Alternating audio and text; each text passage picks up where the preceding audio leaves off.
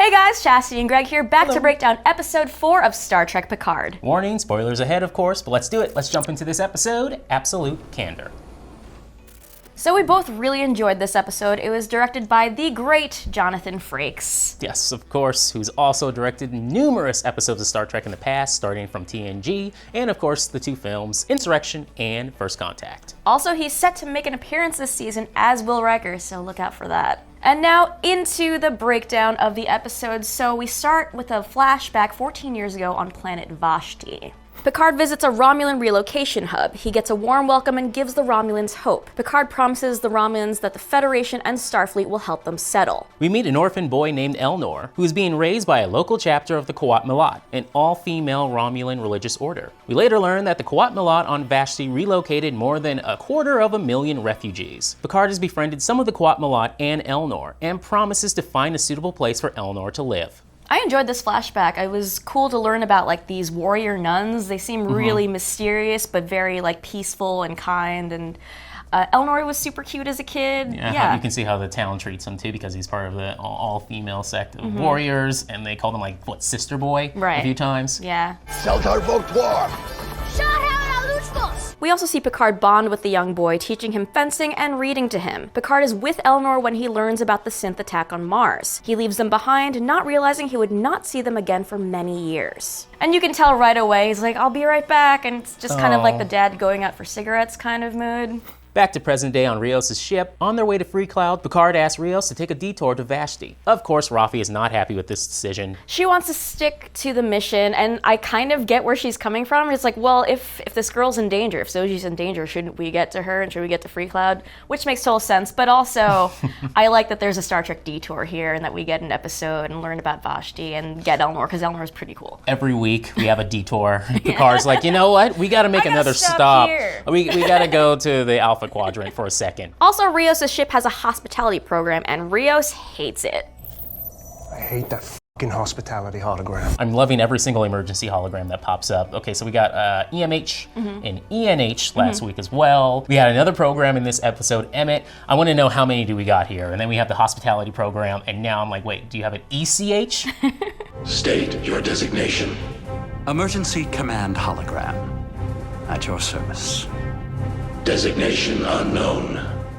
Not for long. Rios mentions that the sector where Vashti is located is sketchy. It's populated by smugglers and petty warlords, one of which has obtained an antique bird of prey and has been running wild with it. Where does one just find a bird of prey? Just anywhere, you know. It's like in really good condition too. Look at it, it's so shiny. Now those assassins, you can't hire them, they choose you. Yeah, and Picard says they're not assassins. No. Like, yeah, they bind to a cause. There is something very special about it. We learn what the cause is later, though. Then we get to the meaning of the episode title, Absolute Candor. It's the primary teaching of the Qowat Milat, total communication of emotion without any filter between thought and word, which runs counter to everything the Romulans hold dear. Meanwhile, back at the Borg artifact, Soji watches an old taped interview with Ramda, who was formerly a professor. Ramda talks about the Gamadan, which is what Romulan ancestors called the Day of Annihilation. So annihilation happens when all the shackled demons break their chains and answer the call of the Destroyer. Remember, last episode Ramda called Soji the Destroyer, so Soji looks pretty unsettled. So with the Gamadan, I'm wondering, again, does this have anything to do with the Borg, maybe the Borg Queen? Does Soji have Borg tech in her some way, somehow? I don't know yet, but it just feels like we're going that route. When they reach Vashti, Picard can't get security clearance to transport to the planet and has to bribe his way in. He learns he's not welcome there anymore. Picard visits the Qowat Milat and asks for their help. He sees that Elnor is still living with them. And on the artifact, Soji visits an unconscious Ramda and feels drawn to her. So Narek shows up and he seems to know a few things about Ramda, but he's not giving out that information just yet to Soji. Soji's just like, how'd you know I was gonna be there? And just like is kind of paranoid or curious about what he's up to, but I feel like she also, I feel like she's also a little turned on by it. Like she likes that he's following her, but she's like, are you following me? Are you Tal Shiar? Would you tell me if you were Tal Shiar? I don't think she's playing with him. I think there's something else going on here in her program. Maybe it's, again, if there's someone watching over her, it could be a Bruce Maddox. They're playing each other. Yeah. Then they share this random fun moment where they slip through the hallways, and then Narek slips in that there's no record of her being on the Ellison, though she insists she was. Narek says he knows someone that can help her access the Borg databases to get information about Ramda's ship. What are you doing, Narek? The same thing you're doing. Feeding an insatiable curiosity. He's slowly trying to get into her mind and figure out what's going on here and have her, question what her reality is. Slightly. I don't know how long that's gonna work though. So just like Daj, who didn't actually go to a random school and had a bunch of history made up about her 3 years prior, this is probably the same case, right? She wasn't on that ship. One thing to pay close attention to is the line that pops up with Soji and Narek where she says that her father had an old friend who taught her the Romulan language at the university. He was a professor. I wonder if that old friend is Bruce Maddox. Ooh. Also, it could all just be in her head in a program. None of that could have happened as well. Next, Raffi sees that people on Vashti are talking about Picard, and they're pretty angry he's there. They try to get him back to the ship, but Picard wants more time. Meanwhile, a bird of prey appears nearby and slowly approaches Rios' ship. Picard tells Zani that he's taken on the Tal Shiar alone. She then asks for Picard to save Elnor and take him away from Vashti. We learn that Elnor has completed his training and has become a formidable fighter. Picard tells Elnor about his mission and asks him to join his crew. But Elnor holds a grudge for Picard, leaving him behind. You left me on my own, old man. I never meant to. I see no reason not to do the same. Elnor! With about 7 minutes of time to kill before he can leave the planet, Picard tries to talk to the locals and gets himself into some trouble. A former Romulan senator confronts him and blames him for filling them with hope and then just leaving them behind. So he challenges him to a fight. Throws him a sword. Yep, I love that Picard's still ready to go for a second there. He defends himself, but then he tosses it to the ground. Yeah. Then Elnor shows up and warns the senator to stand down. He's like, choose to live. A little intense.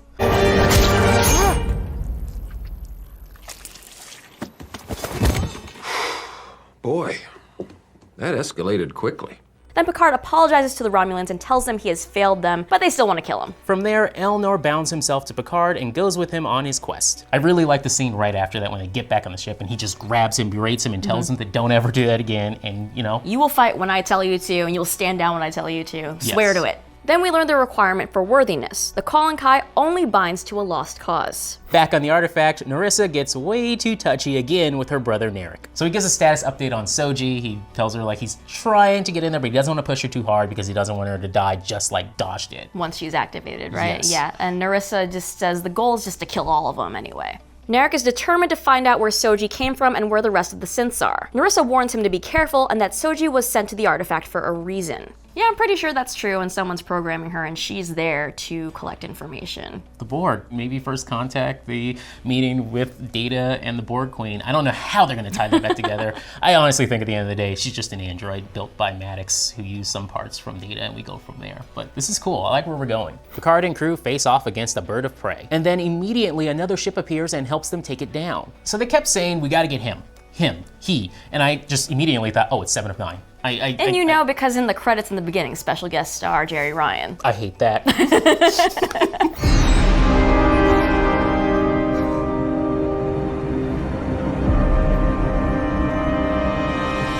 7 of 9. You owe me a ship, Picard.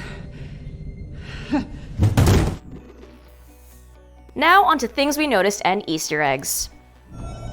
Come!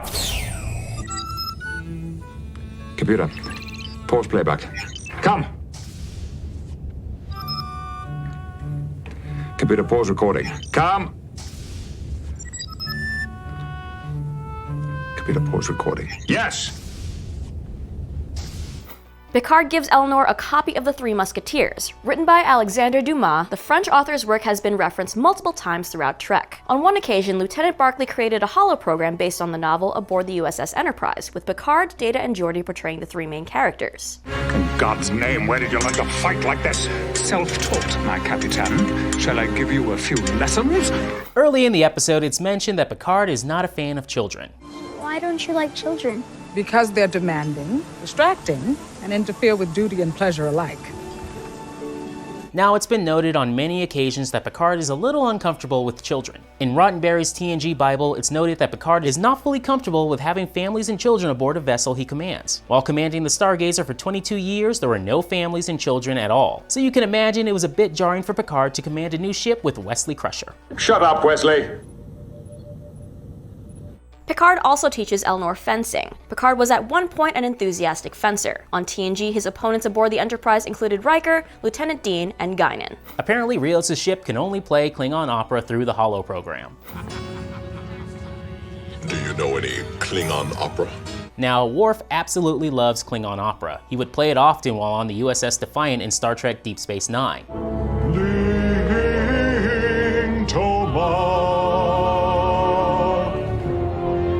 Picard brings up Data, Elnor mentions Data's cat Spot. Spot was Data's pet cat in the 2360s and 2370s, and she lived with him aboard the Enterprise D and E. We'll leave you with Data reciting the poem Ode to Spot. Felis catus. Is your taxonomic nomenclature an endothermic quadruped, carnivorous by nature? Your visual, olfactory, and auditory senses contribute to your hunting skills and natural defenses. 5 generations of parents and grandparents, siblings and spouses and children. And the Nightingale brought us here, the Vashti. It appears the Nightingale ship was used to help the Romulan relocation effort. The Craylor medical transport ship was given the name Nightingale by Ensign Harry Kim and was featured in the episode, yep, you guessed it, Nightingale. Nightingale. The name of someone from my home world. She was famous for treating wounded soldiers on the battlefield. It's perfect. Vashti is located in something of a lawless sector of space, it seems, thanks to the power vacuum created by the loss of the Romulan Empire. As the crew discusses, warlords have taken over control of the area, with one of them patrolling it in an old Romulan bird of prey. The ship shows up toward the end of the episode where we see it in action. It's an older model, the type that was in service during the years of Star Trek the original series, when Captain James Kirk and his Enterprise sometimes came up against the Romulans. According to Picard, Vashti's sector used to be protected by a group called the Fenris Rangers. We don't know much about them just yet, but the group has been mentioned in interviews with Jerry Ryan, who plays Seven of Nine. We know that Seven has been a member of the Rangers in the years since the end of Star Trek Voyager. Since Seven makes an appearance at the end of the episode, it might be that the Rangers haven't completely given up their presence in the area. The last moment of episode 4 sees another major Star Trek character's appearance, Seven of Nine. Seven is a former Borg drone who was freed by the Voyager crew, and over time managed to regain her humanity. We don't know much about what she's been doing since she left Voyager, although as mentioned, Jerry Ryan has said in interviews Seven was part of the Fenris Rangers. But the connection with the Borg that both she and Picard share seems like it'll definitely be relevant in the future. Add in Hugh, and we've now got 3 former Borg drones from 2 Trek series hanging around in the story. It seems like the Borg will soon be even more important to the story. While the Enterprise E and Voyager both had emergency medical holograms, it seems ship designers saw a good idea and kept it going over the years since Star Trek Voyager and Star Trek First Contact. Rios has a bunch of emergency holograms, one for medicine, one for navigation, one for hospitality for some reason, and one for tactical situations. Emmett is even capable of helping them fight space battles. Narek tells Soji about an ancient Borg ritual he wants her to join him in, to which Soji responds that the Borg have no rituals. As the pair head to the ventilation tunnel, you can catch Soji responding to Narek trigger her curiosity with a slight twitch of her head to the side. It's a move extremely reminiscent of Data, who used to twitch slightly when his curiosity was piqued as well. Star Trek Picard has suggested that something of Data might survive in Soji, but this is the first visual clue to that effect that we've seen. That's it for us over here, everybody. Let us know what you thought of episode 4, Absolute Candor, in the comments down below. And be sure to subscribe and come back next week for episode 5. See you later. Bye-bye.